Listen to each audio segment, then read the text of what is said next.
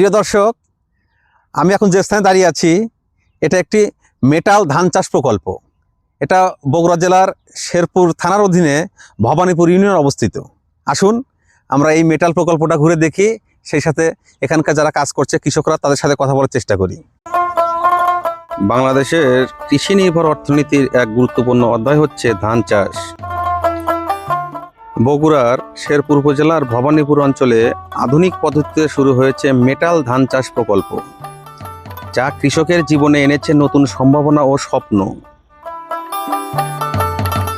উর্বর দোআঁশ মাটি ও অনুকূল আবহাওয়া ভবানীপুরকে করেছে ধান চাষের জন্য এক আদর্শ। এই প্রকল্পের মূল লক্ষ্য হচ্ছে উচ্চ ফলনশীল মেটাল ধান উৎপাদন, আধুনিক প্রযুক্তির ব্যবহার করে এবং কৃষকের আয় বৃদ্ধি নিশ্চিত করা। তো এখানে আমরা এক কৃষক ভাইকে দেখতে পাচ্ছি, দেখি তার সাথে একটু কথা বলার চেষ্টা করি। ভাই আসসালামু আলাইকুম। ওয়ালাইকুম আসসালাম। কেমন আছেন ভাই? ভাই আলহামদুলিল্লাহ ভালো আছি।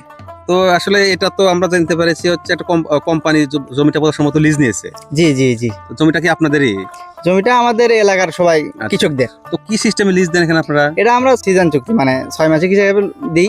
এটা আপনার 6 মাসে 12-13 হাজার টাকা করে টাকা দেয়। আচ্ছা, এই হিসাবে। তো এখানে যে আপনারা কাজ করছেন মানে এর জন্য তো কিছু অর্থ অবশ্যই এটা পাবেন। আমাদের ডেইলি লেবার হিসাবে বিল দেয়।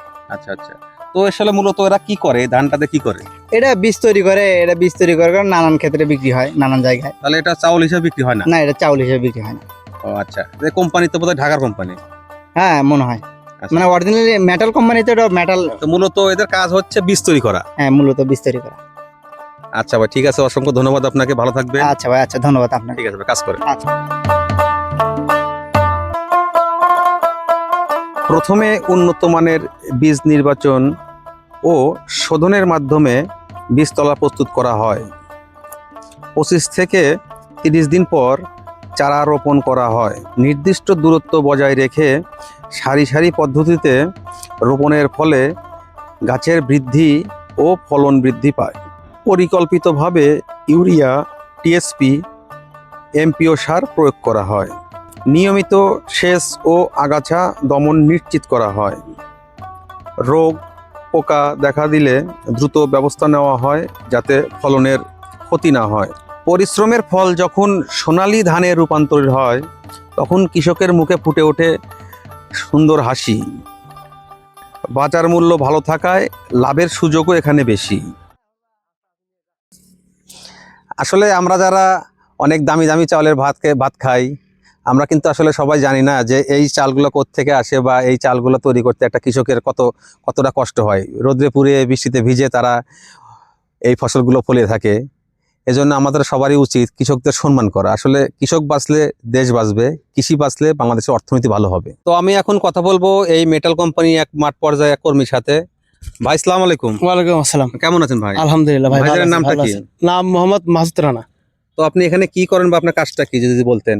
আমার কাজ হচ্ছে এই মাঠ পর্যায়ে আপনার আছে, লোকজন আছে, এগুলো মনে হয় আপনার দিক নির্দেশন দেওয়ার জন্য মনে করেন আমি এখানে আছি আর কি।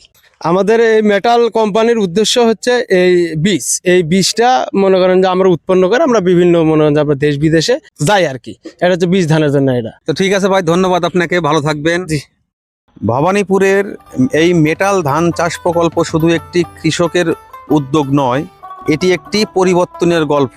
আধুনিক কৃষি প্রযুক্তির মাধ্যমে স্বনির্ভরতা ও উন্নয়নের পথে এগিয়ে যাচ্ছে এই অঞ্চল, সেই সাথে অর্থনীতির চাকাও পাল্টে যাচ্ছে। ভিউয়ার্স, আমি এতক্ষণ এই জমিগুলো থেকে সবকিছু দেখলাম এবং শুনলাম, কৃষকদের সাথে কথা বলে যা বুঝতে পারলাম এরা হচ্ছে এখানে এই ধান থেকে মূলত বীজ উৎপাদন করে এবং সেই বীজগুলো সারা দেশে পাঠিয়ে দেয় এবং সেই সাথে বিদেশেও রপ্তানি হয়। তো ভিউয়ার্স, আজকের মতো এই ভিডিওটা এই পর্যন্তই। আগামীতে নতুন কোনো ভিডিওতে দেখা হবে। এই পর্যন্ত সবার ভালো প্রত্যাশায় ধন্যবাদ।